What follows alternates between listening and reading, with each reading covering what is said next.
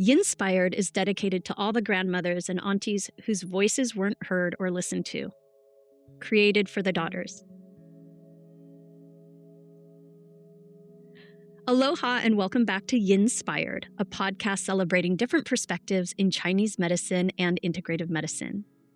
Here, we have casual conversations with everyday practitioners, patients, and students exploring the messy truths of medicine, healing, and life. I'm your host, Dr. Haunani Chong-Drake, a clinical doctor of acupuncture and Chinese medicine, a cultural practitioner and steward, mom, dog mama, and military spouse. Yinspired family, I'm so excited to share with you a very special guest with us today. Some of you might know her from the socials as the Chinese soup lady.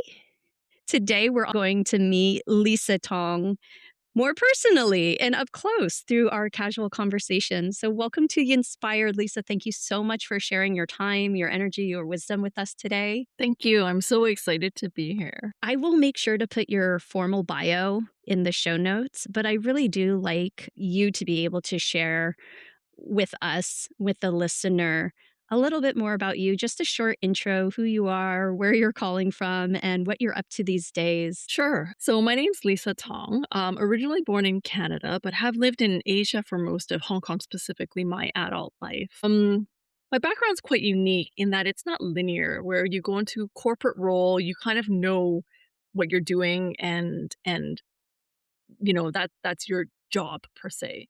So I think a lot of my identity is anchored around the soup lady one.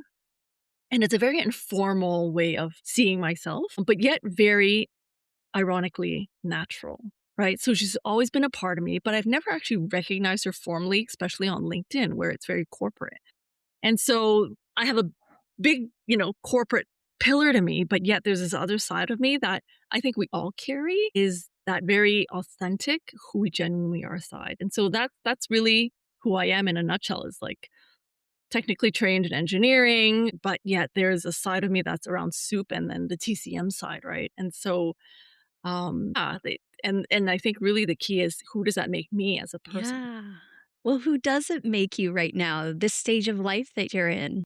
Yeah. They all do, honestly enough. I think they're all a part of us all the time, or a part of me at different points in my life, and they still exist to a certain extent. They just stand up more, sit down sometimes, depending on the situation. And I think I'm still exploring that. The corporate side, oddly enough, I put that down, but it's coming back around through the coaching piece, where I'm getting a lot more corporate engagements and asks, and I was like, why? Right? I'm just going to embrace it, kind of thing. And so, yeah, sometimes you think you put it down, but it still exists, right? And so I think I'm still discovering that as I'm moving through life. I love that you share that, because it's such an important reminder for all of us. I'm glad you pointed out, because maybe sometimes we tell ourselves stories to make ourselves feel better, and yet we're still swimming in the culture that asks us to know or to be defined in certain roles. So I like that you keep it really open. Yeah. Yeah. And those pressures will always exist. It's just the structure of the society we live in, right? And you could run away to a mountain and hide there and live there. However, that's just, human beings are social creatures as well. And so, yeah, I think that's the part that I'm also recognizing, is that no, there's a part that needs to be a little more grounded at times, but then there's another part that I can honor in myself, and what balance is right for me. We all have different balances at different times in our lives, and that's okay. Yeah, I think, and it's funny, you'll hear me talk about the soup lady in third person sometimes. I think that's where I'm still working on this integration. I get it though, because it doesn't just happen. It's not like one day you didn't have it and then one day you had it. It's a whole creative process. You're a mom too, right? Yeah. So that gestation process happens even with our creations that are not of the human realm. It's not like Chinese soup lady just showed up on your doorstep one day. Like, you had to think about it. It grew organically. It had this process of of taking Yeah. on its own identity and its own stages of life. And so you just happen to be like the conductor, or I guess the vessel in which this is coming through. So it makes sense that it has its own identity, Mm, right? They have their own identity. They're not you, you're just part yes. of that creative process. Yeah. Yeah. No, I love that. And I love how you can recognize each of, because with your spouse where you need to move, I think that opportunity to create, and you're constantly reinventing, recreating, right? So Thank what a you. gift.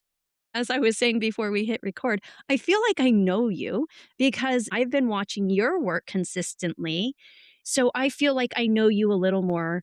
And as a consumer, you didn't know who I was. I just reached out to you and I was so grateful that you were receptive. Can I share what I think Chinese soup lady is? And then maybe how do you find it? Because that this might be Please. interesting. Yeah. To me, Do to it. me, the Chinese soup lady are these brilliant, easy to follow recipes and also Chinese medicine wisdom. Mm. When I say brilliant, what I mean is bite sized pieces. They're easy to understand, they're easy to digest, and they're informative. It's not just here's a recipe because it's good and my popo taught me, or I learned this when I was in Hong Kong, but it's like, here are the ingredients. And then you put in these nuggets of the TCM wisdom or the knowledge behind why the ingredients matter or the seasonal influence.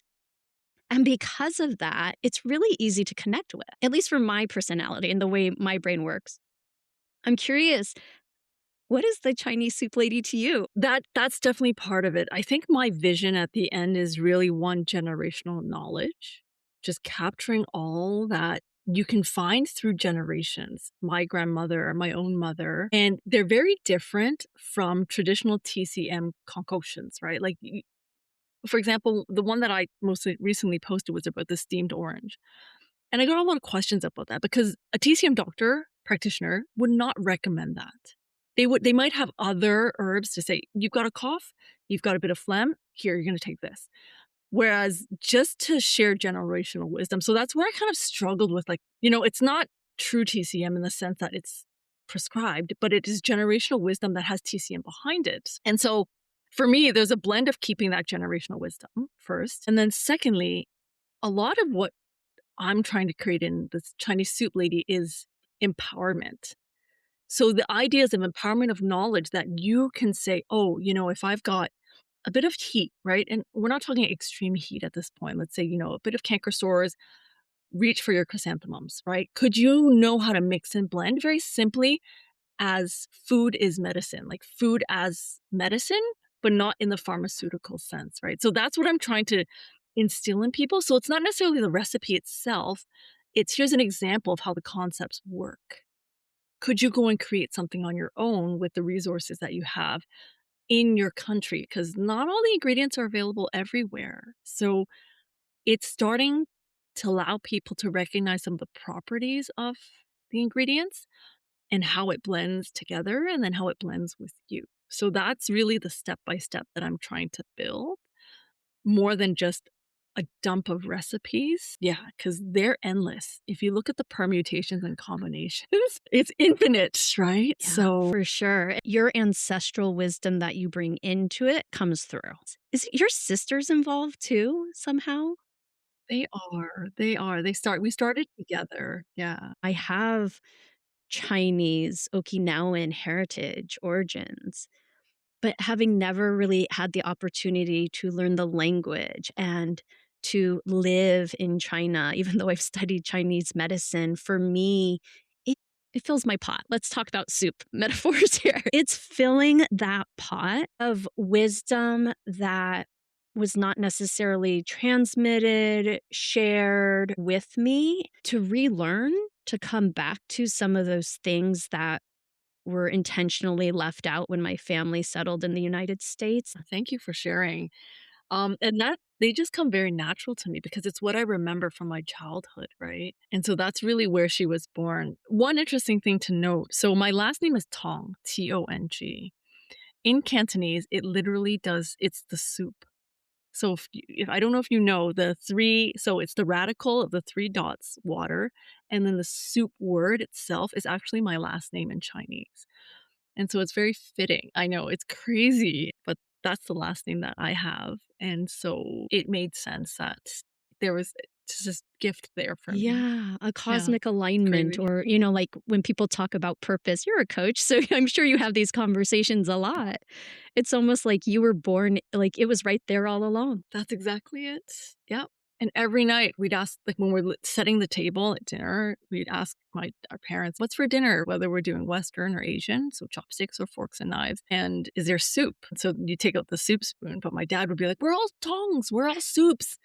Right? And so that's just what I remember of my childhood growing up with soup, right? This relationship with it is so Yeah. strong. And culturally, too, soup is medicine. It's also an expression of love, right? I mean, Mhm. I remember this so much. It's like, how do you express your love through food, right? And so there's also that part coming through of to be nurtured, to be taken care of. I'm just curious, the TCM or traditional Chinese medicine knowledge that you're infusing, that you're bringing in, is this also you were raised in this culture of TCM and Chinese medicine wisdom, or have you had to go on and get additional training? How does that look in your life, and how is that coming through in what you're sharing with us? So yeah, it started out as informal knowledge, generational wisdom passed on. So for example, apricot kernels, here's what it's for. It's for cough. Oh, you've got a cough, here's PayPal, right? Take this, right? And then moving to Hong Kong, it was reinforced even more when I go shopping at the wet marts. And just all the amount of herbalists and herbal shops in Hong Kong is fantastic. And so curious, asking. The soup lady continued to grow, and then getting more questions around how to use this, what's best for a cough, what's best for this. Finally, I think at one point I was like, no, I think I need to formally go into it, trained, just to really open that up for me. And so now I'm formally in TCM training to get my doctor of TCM in Toronto right now. And I think this will be the final piece for me for the soup lady. And then what she turns into, I don't know. But I just felt that and and again, it could be me in how I feel like the credentialing. And again, very type A, the credentialing will help. And so you could say I'm kind of like in it now backwards. Some people go into it because they want to practice it, but you could say I've been kind of doing it, but now I just want to know, is what I'm doing right, and formally get the certifications for it and lock that. And yeah, so I'm kind of late to the game in this sense, but yet it feels right in terms of timing. From my perspective, I don't see it as late at all. It looks almost like, I mean, I don't know any engineering terms, so if I say something that is completely wrong, just call me out on it. But it's almost like a reverse engineering of what other paths are, where some people might get the training and then decide that food is their version or their expression of how the medicine wants to come through them. Whereas because it was so, like you said, it's your family. We're all soup. We're all soup. That is just, I'm gonna cry. It's so meaningful. That was there all along.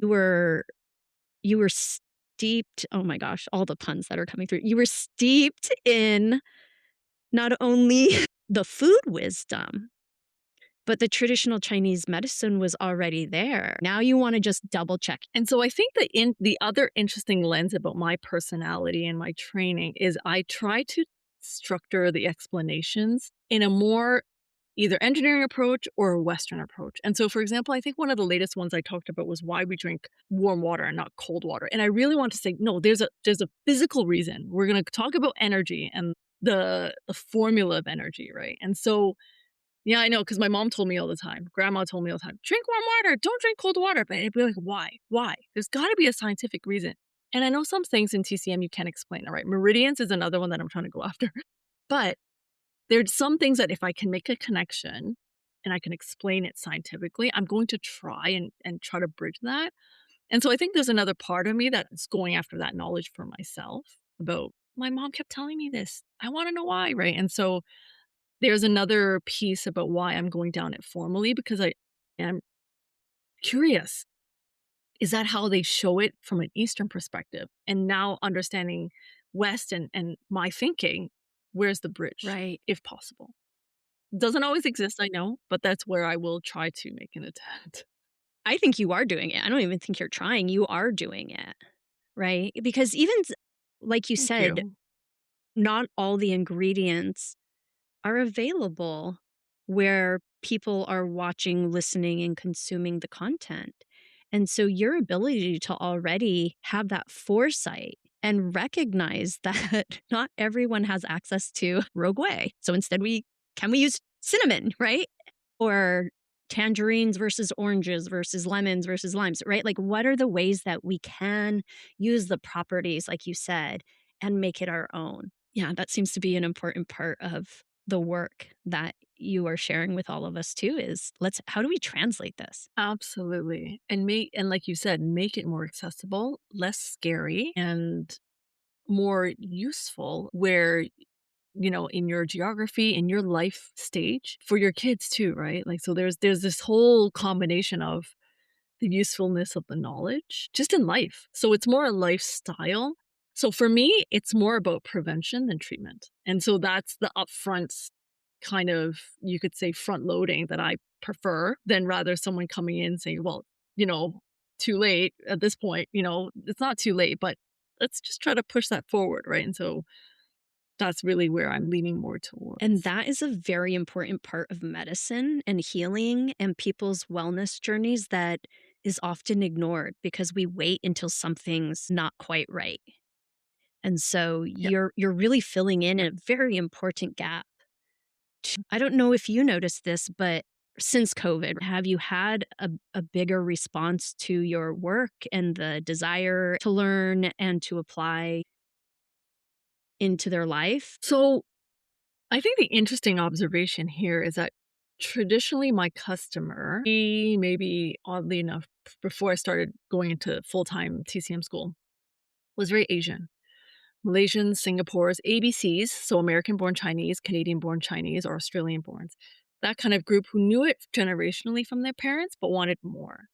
However, over the last maybe 2, 3 years, it's really gotten bigger in terms of everyone globally, right? There's no race, gender. It's almost like people leaning in more so over the last 3 to 4 years. And you're right, post COVID, right? I think that's really where people started paying attention to more of natural health. And the other interesting thing, I think, actually, just more from an economic perspective, is in Canada, at least, the medical systems are strained.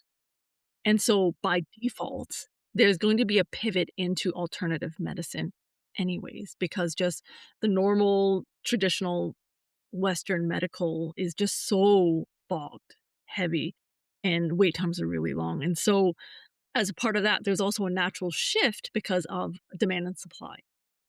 And so, I think there's many factors that are contributing to the lean towards more holistic approaches. And for me, it's always about, when I say Eastern is more holistic macro, the introduction of Western medicine is beautiful because they went into microscopic. Right? And that's what you need them together, right? Because Eastern, we don't have that. It's not taught, right? And so they complement each other, right? One can see little tiny cellular level and the other one's like the holistic. Like, so they're together. And so that's where I see them coming together as a system for health. You used this term bridge earlier, almost like a question. You said, I might be bridging. At least it sounded like a question. I use this term all the time, and I want to know how it resonates with you because looking back, I see that a big part of my life too as a bridge builder. Everything I've done in life as a kid, between my parents and between their families, studying Chinese medicine in America, growing up in a Hawaiian community, in Washington with the huge influence of Native American and First Nations cultures, like everything I've done, I've ended up bridging, like one foot on one foot on the other, and not wanting to choose one or the other, but like, can I be in both at the same time? And so then me becoming a bridge between both.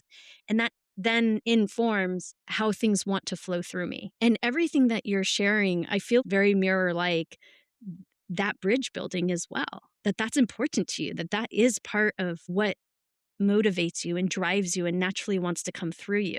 Does that resonate with you? It does in so many ways. And this is where I begin to embrace culturally as well as my background, everything together, just how I was just like plopped here with a certain profile, right? And so, me as a person here, we're going to give you these characteristics. And so, of where I'm born, my culture, all of it. And that's where I now understand. I had to have this profile to be a bridge. And when you're younger, you always want to feel like this bridge doesn't exist because it's so like children. Children are perfect because they'll play with anyone. But as you get older, there is segregation that naturally happens, right? And so when I was a teenager, I very distinctly remember I'm neither here nor there. But now as I'm getting into myself and understanding, oh, I see it. I see I'm actually here and So there. powerful here and there. Yeah. And we also, I don't know if you see it, maybe it's just where I am developmentally. I know growing up, I never felt like it was cool to be Asian. And I do want to say this with a huge context because otherwise that might disturb a lot of people. I grew up in a very, very Caucasian, white American suburban area. Asian was all around us just because we were on the West Coast and where we were in location to Seattle. But I did not grow up with necessarily that like proud Asian identity. And really hasn't been until we moved to Okinawa, Japan. I was in my late 30s. I turned 40 there. I remember within about 2 days of being there, I was looking around and I was like, "Oh, like these are my people. They wear the same clothes that I like. They're eating the same food that I like to eat. Holy cow, is this what it feels like to kind of quote unquote Yeah. fit in, or feel like you don't have to explain yourself or try to be something you're not?" Because I remember always trying to just blend in. But because of that experience of recognizing and allowing myself to be recognized in that way, part of my life, these last 5, 6, 7 years, I'm really proud to be Asian now. Like, it is cool to be Asian. And so I'm wondering if you also experience some of that as well and how that plays into what you're sharing with everyone these days. So yes, especially growing up in Canada too, back in the times, there were a few Asians around, but same thing, right? Like I wasn't sure where I'd fit. And I think this is the gift of the characteristics that we're given. We're all given very unique characteristics, whether it's how you look, the skin color, your race, your gender, all of that. It's just a package that comes, right? And so recognizing what do you do with that package, I think that's the integration of the self that happens over time. And so whatever your journey is as a listener, whatever as a consumer, right? We all have that in some way, shape, or form. That I can't deny is human beings, right? The characteristics you're given. So yes, I had that. And so for me, same, it happened to be the Asian, right? And so I didn't feel it until very similar to you when I moved to Hong Kong. And that was when I was like, oh, wow, okay, now I can see the package or the gift, the characteristic I was given. How do I embrace it and make it me? Because actually, I've been given multiple ones that you might at the time feel like they are contradictory, right? And so that's where it's kind of like they're not. They're actually coming together in your own unique definition. And that's the only way I can package this experience. And everyone, we will all go through it at different times of our life. The word that just came to me when you said that is complementary. Like, how are they complementing each other? They don't have to be separate and you're not having to choose, but how are they actually complementing each other? Which really comes back to yin yang. I mean, we can bring everything back, but there we go, right? It's like the yin and the yang. Yes. Yes. Yes. Yes. Yeah. And all of us have that as human beings. That's the experience as a human being, right? Like, so you said it. We all have that yin and yang inside, right? No one can run away. Even if you don't want it, it's yours. I love that, at least I can, I'm sure you can too, bring almost any conversation, any topic back to some really foundational Chinese medicine wisdom. Yin Yang, 5 phase, Wuxing. It's right there. It's kind of so in our faces now that I think about it. Wow. Yeah. And it's funny how maybe everything just stems from that naturally anyway. And it's all the applications of that that makes this life, right? With TCM being one of that part of us. But there's so many other threads that carry the same concept. And so, no, yeah, you're so Yeah. spot on. And TCM for me, I realized actually gave me a model, like a role model of how to bring those together. Because it's true. I think each of us knows that, feels that. There's these different parts of us that seem opposite or different from each other. But internally, they're all still part of us. It's actually part of the same place. It's coming from the same place. They just seemingly have different qualities, so they feel different.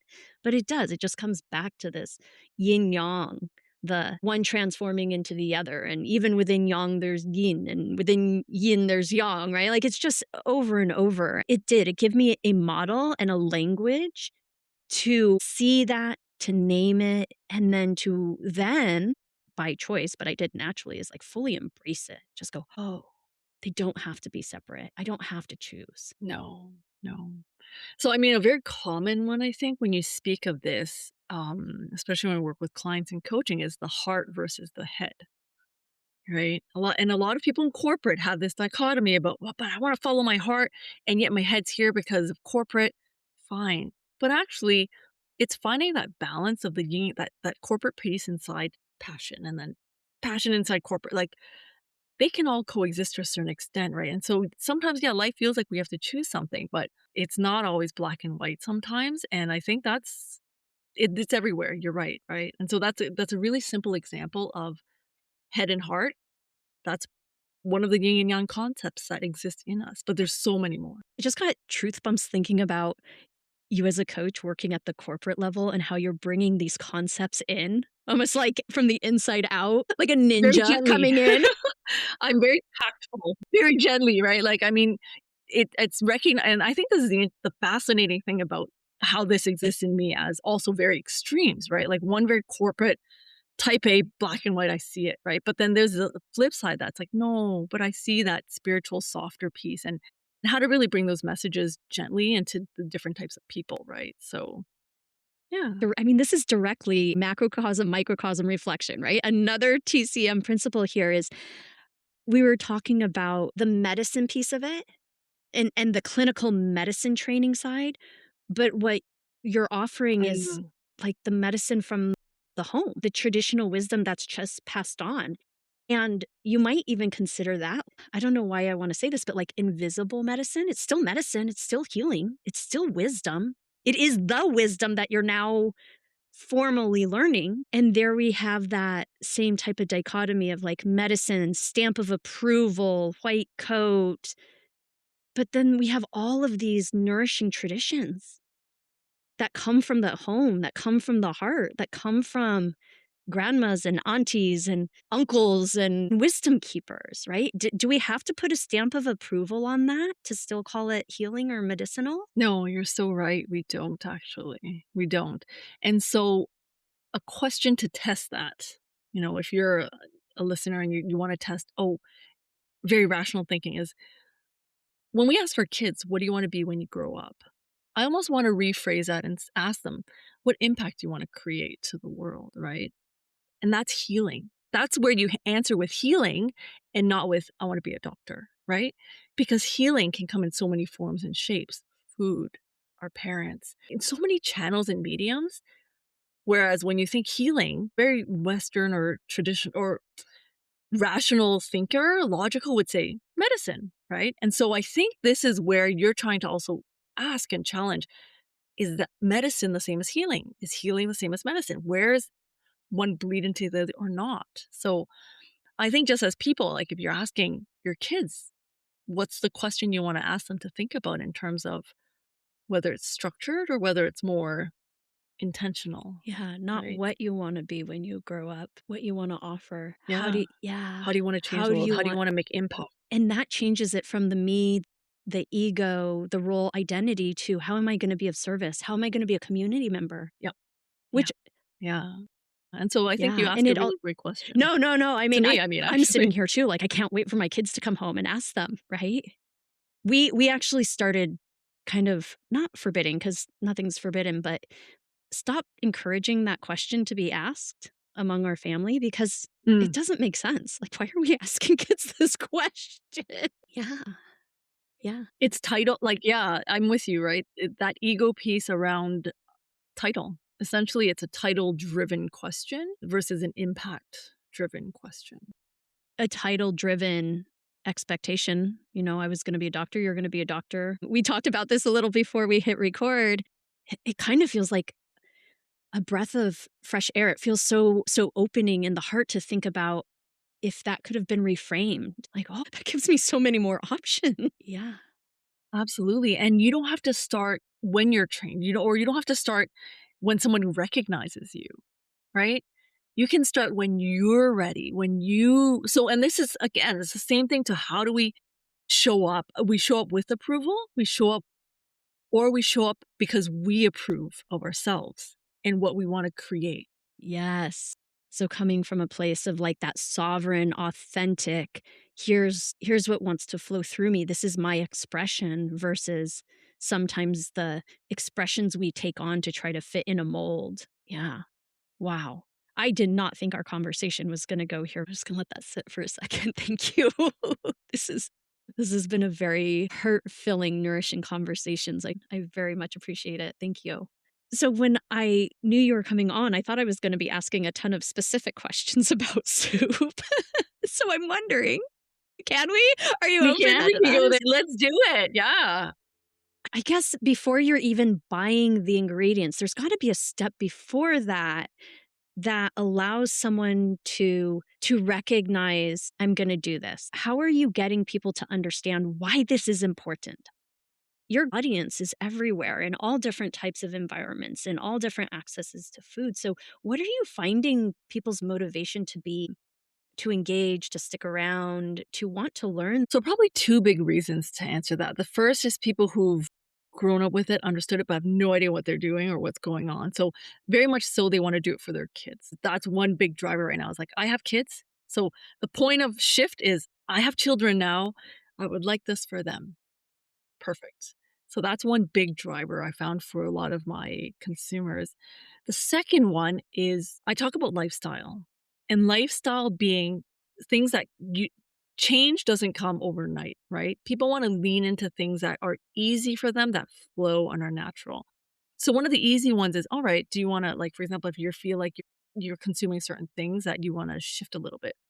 An easy one is coffees. Let's say we want to replace the coffee with something once a day. We're having 3 coffees a day. I want to try something different. And so that's a very natural, easy way to get into the teas. And then with soups is, and again, it's what people are comfortable with and grew up with. So there's a lot of easy soups that I introduce first.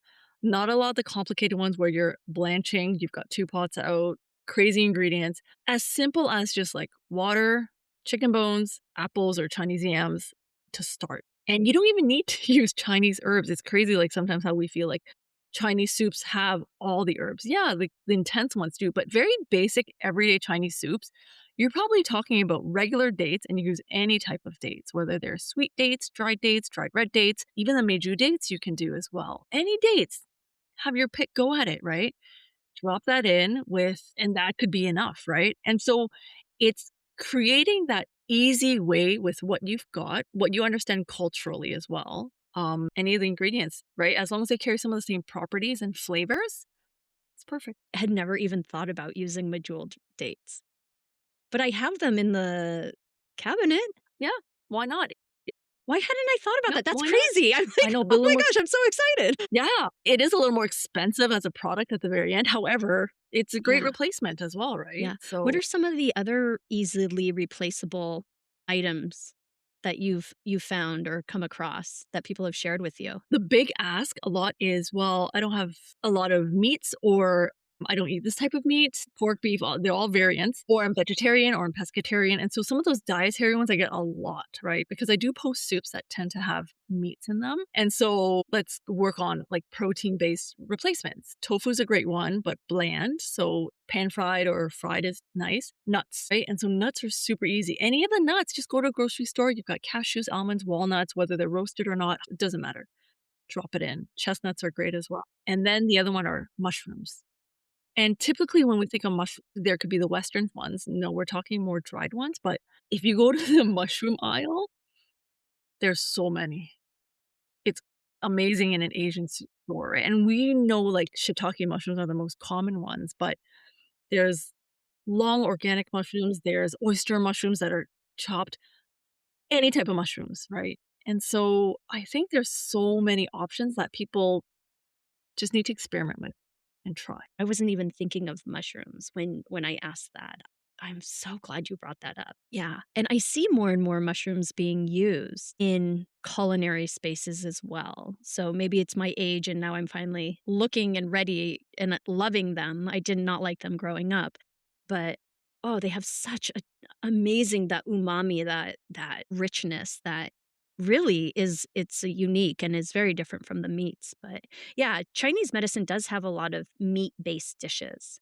So you've had to translate that into vegetarian, to vegan, to non-meat based. I'm glad you brought that up. Yeah, it's a more common ask as well as people are choosing that type Yeah. of lifestyle, and especially different countries, different cultures also have, Mm, they don't eat beef so or they don't true. eat pork. But Chinese, the way the Chinese eat pork left, right, and center, it's all Mhm. they had back then, right? And so this is why most Chinese soups are stemmed from pork because of the ingredient available. Chicken's also there, less beef, lamb kind of there, but and this is why, right? And so just really thinking about, all right, globalizing it, what would be a pork replacement, right? How could we create the same soup properties and healing properties without pork, For the right? listener So who doesn't understand, when we're saying properties, can you share a little bit more about why properties matter and talk about maybe more of the food aspect of properties and tastes? sure. So when I talk about properties, I'm not talking physical properties in this sense, right? That is one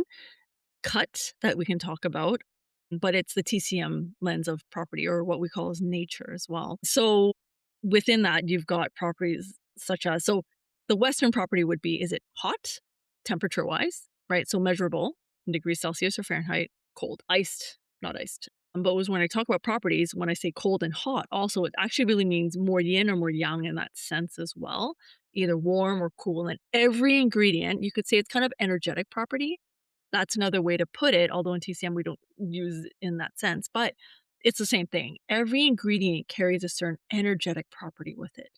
And whether it's hot, like in temperature or not, typically the energy stays the same unless you either stir, bake, boil, then it does shift some of the properties, which is a whole other culinary discussion in itself, right? Like how you can change the properties of ingredients just by either boiling it, baking it, drying it, whatever. But yeah, all foods carry properties. So, for example, salads by default are cool in nature. Cucumbers, actually, most veggies are, most melons are cool in their nature. And so, this is what, if you just know that as a category in broad sense, then you'll know, oh, if I'm feeling very warm inside, or I've had fried food, hot pot, Korean barbecue, a nice compliment would be, okay, switch to something a little more yin, cooler for your body to really offset that yang or that heat that what you ate created, right? And so those basic principles will help you keep that yin and yang in balance in your body. How would I know if I'm cool inside or if I'm hot? Help people understand that in themselves. So again, try very layman terms. Of course,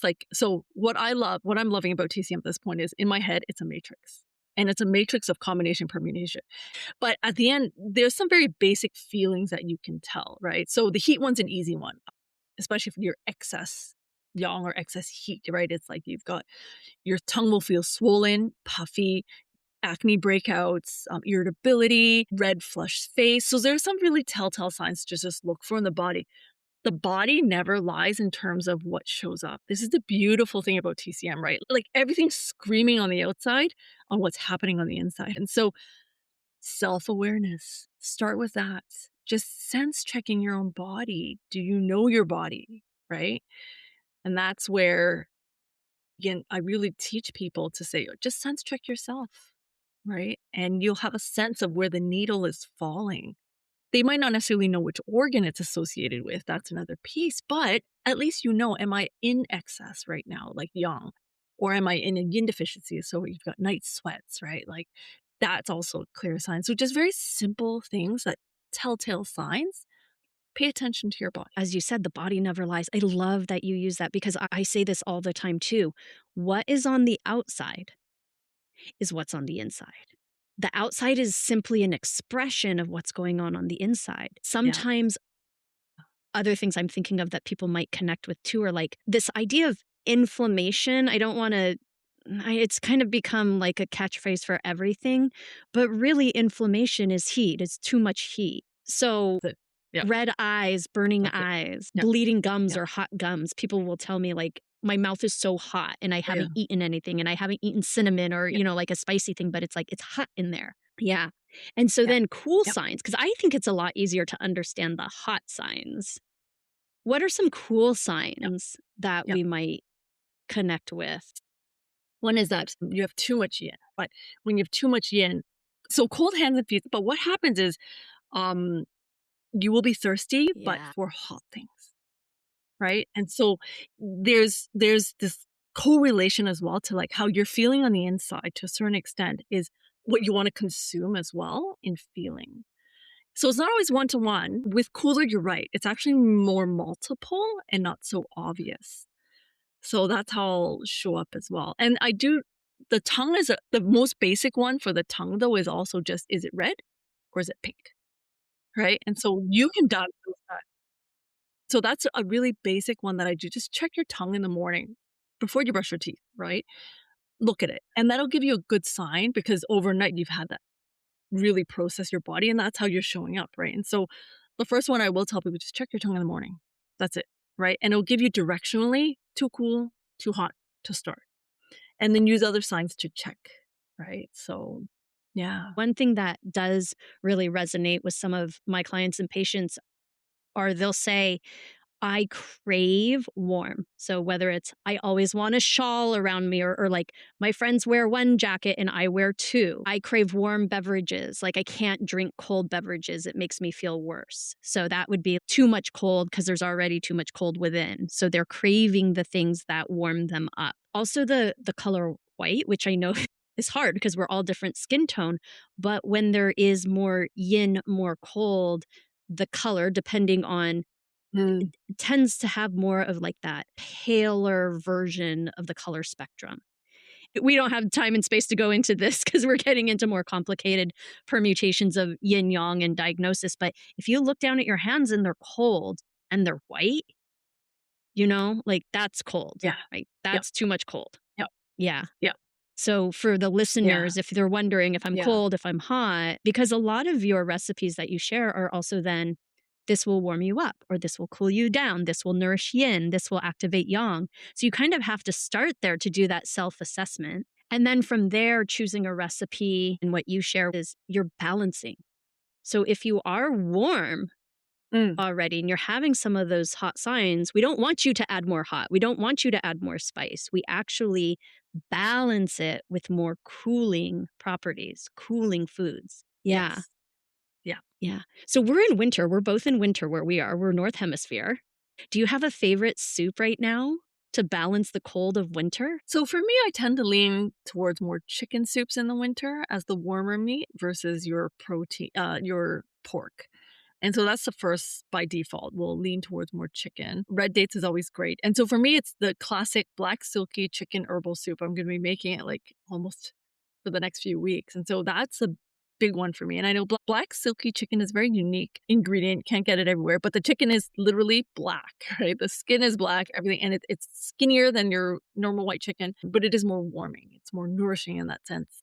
And so chicken soup is always for me the great one in the winter. No melons as they're cooling. And you can do a bit of roots. Often, like I will do more, like Chinese yam is always the best one. It's neutral, right? And so it's neither winter or summer, but it's perfect for chicken.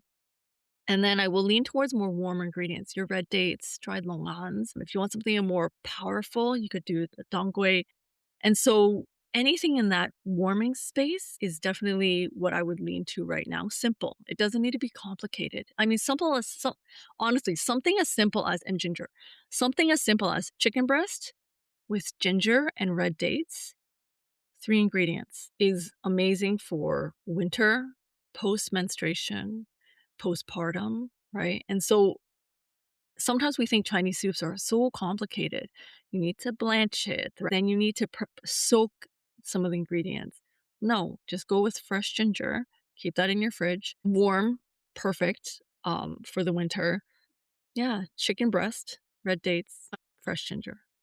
Boil it for about hour and a half. It's done. If someone doesn't have like the time to let their pot boil, right? Because I think a lot of the recipes, you do want them to simmer for quite a while, minimum 30 minutes. Do you Ooh. like crock pots? Do you like those Instapots? What is your take on them? I'm okay with them because at the very end, the end state is what? We still get the heat consistently into the ingredients so that everything blends, right? So I'm more about outcome, less about the process. A great one that a lot of people do have if you don't want to go into crocks or Instapots, rice cooker. Your rice cooker will do the same job. Just plug it in, put it in, let it go. And it'll just sit there all day until you drink it. So the rice cooker is a perfect one, the electric ones. Well, that's a 'Cause you great can eat it. idea. I didn't know I could use my rice cooker for other things than rice until like very recently. It's almost embarrassing because like growing up with a rice cooker, we only ever used it for rice. The recipe that you just shared with the chicken, the ginger, and the dates, that would also be good for the overworked person, right? Even you're not postpartum, if you're feeling really depleted, like, "Ugh, I have no energy, this would be a great soup." And in terms of frequency, are you talking I should eat this every day until I feel better, have it 3 times a day? How do you recommend people using their soups? And so for me, there's a few ways. The most basic would be boil it maybe about 2 liters worth and just drink it till it's finished. Once a week is good. Usually, because what it does is it warms. So ginger and the red dates will help improve circulation. What's going to do is, and that's why it helps with fatigue, because we want that blood pumping and circulating through us, through our brain, primarily, really just to keep us awake and energized.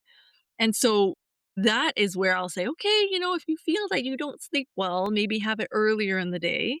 And so that the blood can just really calm down a little bit, come into the evening, and you're not like pumping, throughout the evening and then you can't sleep, right? And so it's usually typically have it for dinner is perfect throughout the day. If you feel like then you're getting too warm, the heat signs, more swollen tongue, acne, then remove yourself from it and stop drinking it or remove the ginger. But no, once a week is fine. It's the thing with these Chinese soups is that it's not so pharmaceutical and that the herbs are strong. This is food as medicine, right? And so it's a very gentle way of supporting our bodies. And so once a week is fine. Again, there's no rigid answer when it comes to TCM sometimes. It's your own body, how you feel, right? And so try it and make observations. So this is what TCM is about, making observations. Can you observe yourself, right? Drink the soup, notice how you feel. Notice your skin color, your sleep. Do that again. Notice it again. And so it's all relative too. When you talk about skin color too, right? It's all relativity to how we were before, right? If you drink it, is it more red now, more pink? So that's what I'm trying to teach is just this self-observation paired with food. I think people are really ready for that. They want to know more about their bodies and how things are and how they're reacting and Yeah. responding. Um, and keeping that in mind. One of the things I also, in terms of timing and how much and quantity and all those things, I want to share this with others because I grew up with digestive health challenges.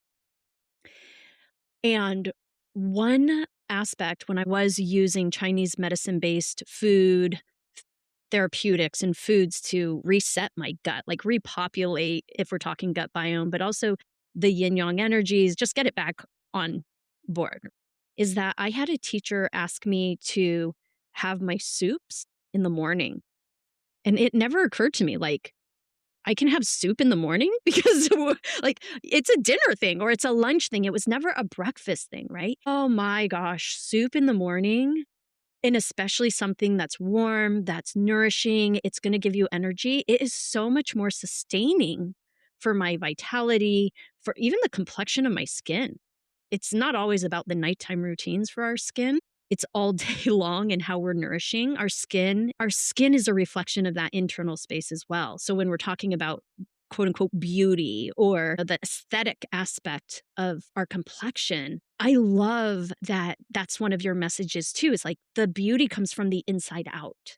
It's not just what we put on topically. There are great things we can put on topically, but so much of what you talk about is that beauty from the inside out. So do you have like a favorite recipe, or maybe it's the same one, the chicken, date, and ginger? If someone is looking at their complexion or they're noticing that it's starting to look more dried out, how might we use these healing foods to bring back that complexion, bring more moisture to the skin, but from an internal place? What are some of your favorite go-tos? Yeah, so I love your observation about drinking it in the morning. It's perfect.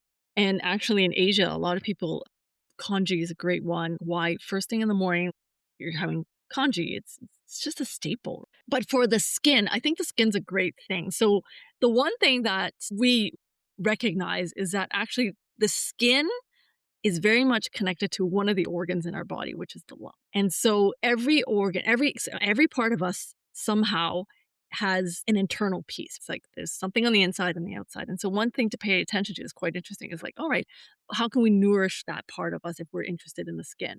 But more if we're talking about nourishing, moisturizing, especially into perimenopause. The big thing that I think a lot of people talk about is just dryness of the skin, of conditions, and then the sweating, the night sweats. And so, in essence, that really is a telltale sign of how our yin is just receding.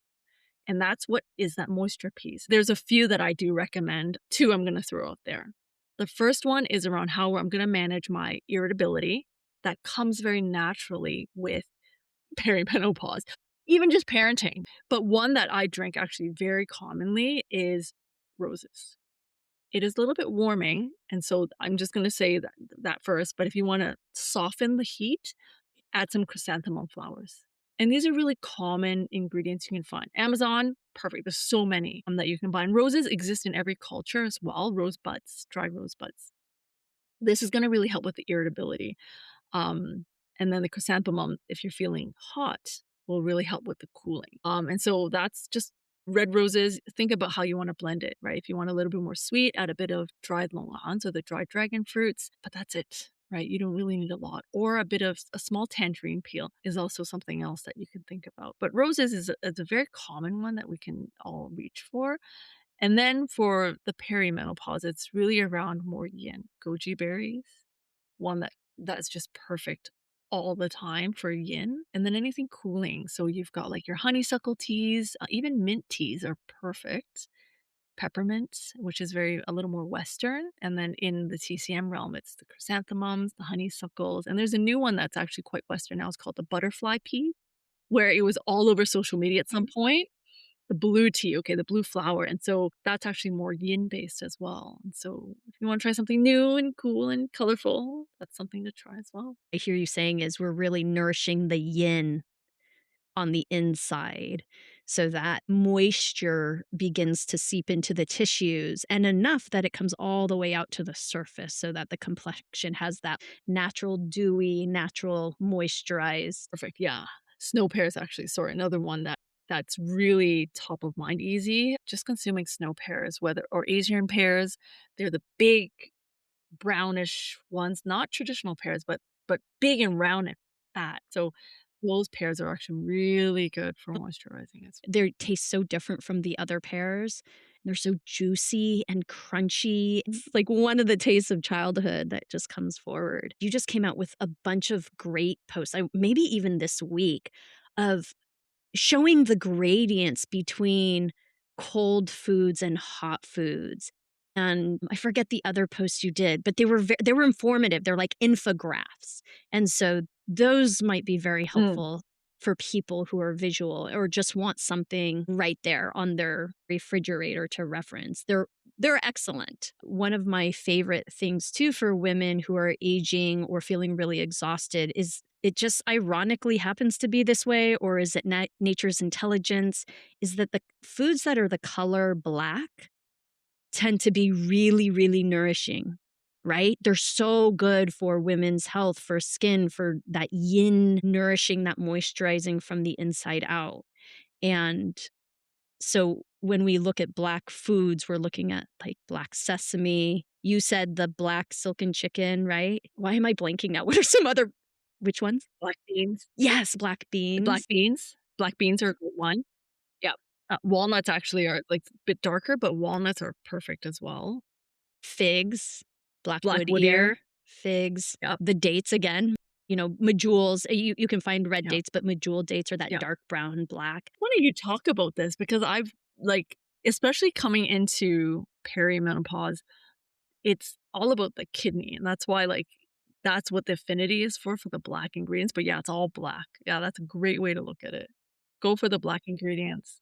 Have you tried the new product? I don't know if you have it in Canada now that I think about it. It's called Jing. It's an herbal paste, but there's a Yeah, new product and it's a black paste. It's very thick, like peanut butter thick, but not the same consistency because it's a yeah, mixture of, I want to say, Heishao Wu, black sesame paste, Shengdi Wang, which is again black. I want to just share that with you because it might be something. Yeah, love it's it. Tonic definitely, it is. paste. It's a tonic paste. It's food based. And you could spread it on your toast, or I guess you could put it on things, but it's so good. Straight into the mouth like peanut butter spoon, but instead my little Yeah. scoop. It's so good. I forget who makes it, Oh, love and it. Yum. yeah, free Yum. endorsement for that product, but it's really good. Yeah. Love it. Yeah, and I'm on a black trend too. I'm so glad you talked about the rose for the irritability, calming the spirit, bringing some peace into our life for someone who's having trouble sleeping, because it's like a cultural thing right now. Everyone's just too wired. So, is that what you're also recommending for people? The rosebud would be first. The other interesting thing, I think, that's just to create more complexity here, is that we don't realize that the irritability is caused by something not flowing inside us, right? Like you talked about the heart not free flowing. Theoretically, it's actually more and often not, it's the liver, like the liver chi stagnation that we've got, right? And so one of the things that I do call out very often with rose actually is just something to help remove the dampness too, because damp is actually just metabolic waste. So think of it that way. Damp Yeah. is metabolic waste. It's something that we can't metabolize. It's stuck inside us. That's it, right? It could be any form, whether it's phlegm, whether it's all of it, just categorized in that way. That's how you could equivalent dampness, I think, in a Western way. And so I think that's a big part of why things are stuck, right? It's because the traffic, the highways inside us to our heart, they're just not flowing the way they should be. And so that's another thing I will do recommend is like anything that can help eliminate dampness with the roses. And so that's why I'll suggest the dry tangerine peel. Make your own. If you don't have access to it, you can totally dry your own, right? And so that's what I would recommend as well, is just to pay attention. And a great way to know this is look at the condition of your poop, right? And so we don't only talk about observing what's on the surface, it's observing what's coming out.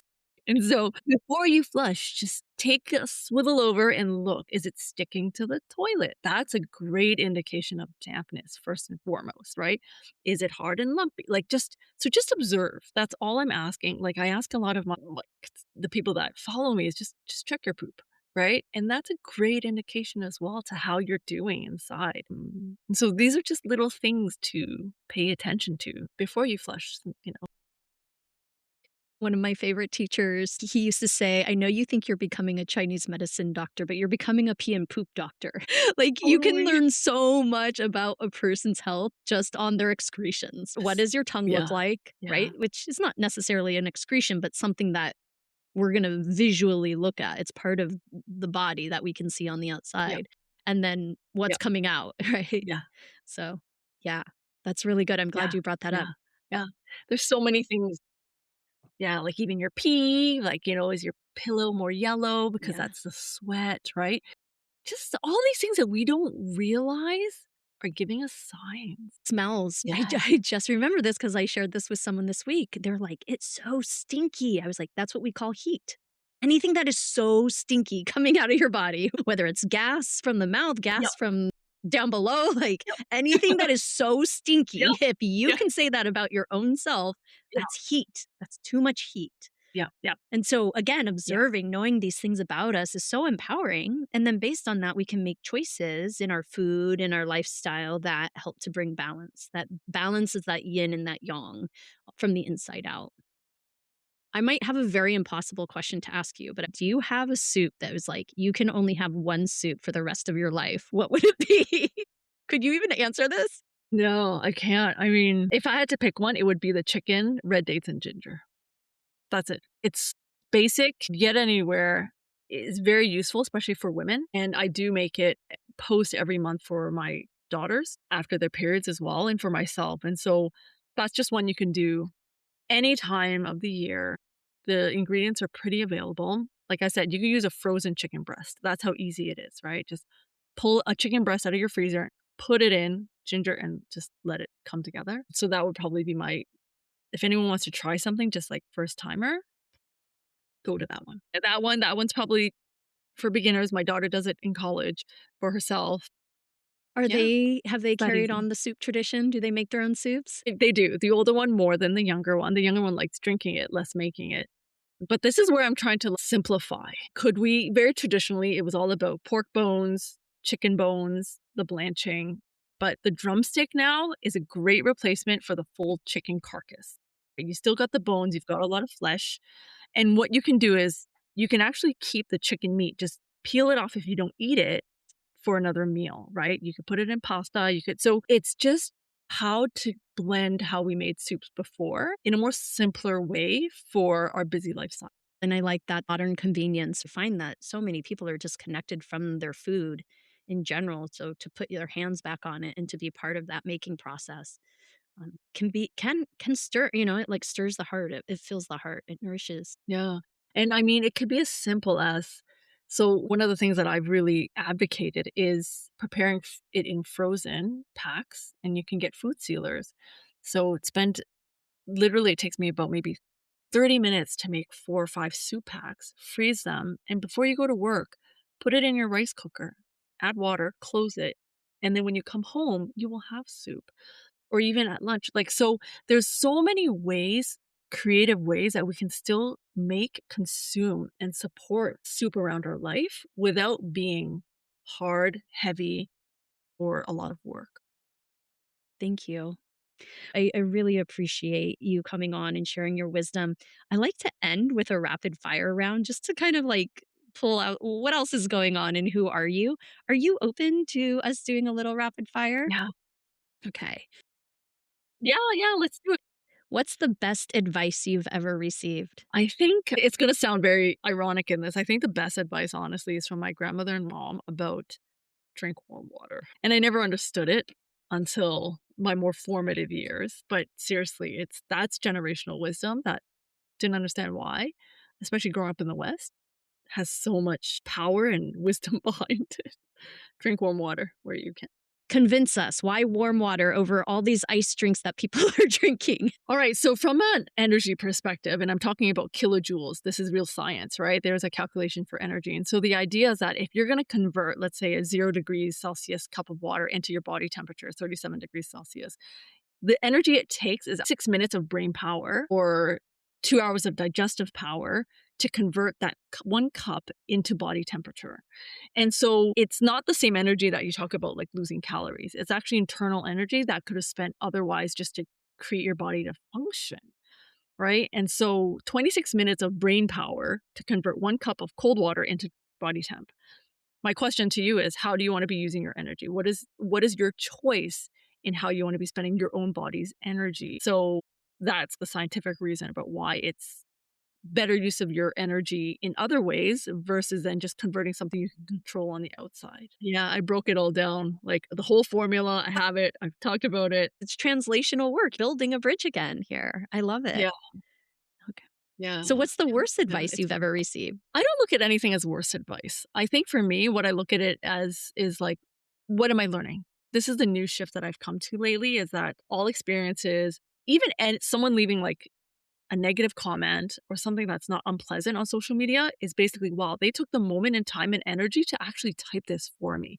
What a gift, right? And so everything is a gift. What am I learning from this? And so I think that's really the lens that I'm taking. Today, this is what I can say is my evolution to that answer, to that question. I mean, they I literally went and said, I'm going to leave a comment about, like, they're so invested in you that they put the energy and effort. Wow. I'm really like, thank you. If someone is trying to hate or trying to bring you down or trying to rile you up, thank you is the perfect response because it diffuses. Thank you takes the steam out of whatever is there. I like your perspective of it too. It's like, wow, they've just invested a lot in me. Thank you. Yes, right. And same, right? No reaction needed. I'll just heart it and appreciate, their effort for reaching out. It helps, right? Because the bigger your following, the more that you reach out, you will have people who do have varied opinions, right? And that's just the way of the world. Okay. This rapid fire has turned to a slow burn all of a sudden. So here we go. We'll keep going. What's your favorite tea? My favorite tea is definitely the rose, dry tangerine peel, dried longs in it. And sometimes if I'm damp, my poop's sticking, it's got to be Fuling or Poria. Where do you like to get your Fuling or Poria? I get it from a local specialist here, just across the street from me. It's pretty common in Toronto. So, and they come in cubes, not slices, but just across the street. Yeah. I found it on Amazon though. It's available on Amazon. I have not bought any herbs or food herbs supplements on Amazon. There's something about it that doesn't, I don't know. It's probably coming out of fear, to be honest. Do you have a book that changed your life or mindset? I have 3. I have them. And I know it's not rapid fire, but I mean, okay, so first this one, Talking to Strangers. So I love psychology, and this is very practical. Talking to Strangers. This is really good. So this is pure like science psychology based. This was actually a really good one. One-on-one essays that will change the way you think. Short. They're 1 page each, 1 to 2 pages each. So you can just read them at your leisure, but they're like life gifts and lessons. And then finally, something a little more on the spiritual side is The Untethered Soul. That's a go-to. It's a must. I'm going to make sure to put those all in the show notes and links as well, resources, so people can find them. Finish the sentence. Be the type of person who. I have 2 responses for this. One's a little more emotional. The more emotional one is be the type of person who you wanted to nurture you and grow up for you as a child. Actually, a lot of us default to that missing, that want, right? Like, the mother that was so-and-so or the brother that was like, so be that person actually more for yourself. What would you do if you weren't doing the current work you're doing today? I thought of the answer, and to be honest, this is what I'm doing, right? So there's no other path and choice for me. Finally, one wish for healthcare. Very technical, but so in Toronto and Canada, acupuncturists are actually covered by a lot of insurances. TCM should be as well. So that's just quite interesting in that, from an application, I guess, executional perspective to be more widely available, because in Canada, some of it is covered, but only acupuncture, not TCM. So it'd be nice if it could equalize. I'm glad you said that. I don't think people understand that acupuncture is often on the legal side of things treated differently than the whole medicine of Chinese medicine. So what you're saying is acupuncture is covered, but Chinese medicine is not. And you want Chinese medicine to be covered. Yeah, because then it makes it more accessible to every people. Wow. That's the same in the US. Acupuncture is covered, Chinese medicine, herbal medicine, the lifestyle. Like, you can't get paid for that. You can practice it, but it's not covered by healthcare insurance. Thank you so much for your time. Obviously, people know to find you, the Chinese Soup Lady, on all the socials and everywhere, website as wherever. well. Is there any events you have coming up? Anything you want to plug while you're here? No, I mean, the events are publicized. I don't do a lot of events, but I mean, if you have questions, like you want me to talk about something, or because I assume people know some things, but I realize that they don't, just drop me a comment and I'll create something about it. Thank you for sharing your wisdom with us today. I look forward to connecting with you in the future. You feel very close, even though this is our first time meeting. So it's been a blessing. Thank you so much. Thank you, Haunani. Thank you. If you've enjoyed this episode, please subscribe and share it with someone who would appreciate it. Your support helps create positive ripples in our communities. Do you want to continue this conversation? Do you have questions for the guest or want to explore more? Visit Yinspiredpod.com and it will take you to Substack, where Yinspired lives. With your free subscription, you'll receive every new episode, plus access to transcripts, show notes, resources, and the opportunity to join the discussion. From my heart to yours, create a day you love. This podcast is for entertainment, education, and inspirational purposes only. Nothing in this podcast is diagnostic or direct medical advice and does not establish a practitioner-patient relationship. Seek care from a highly trained medical provider for your healthcare concern.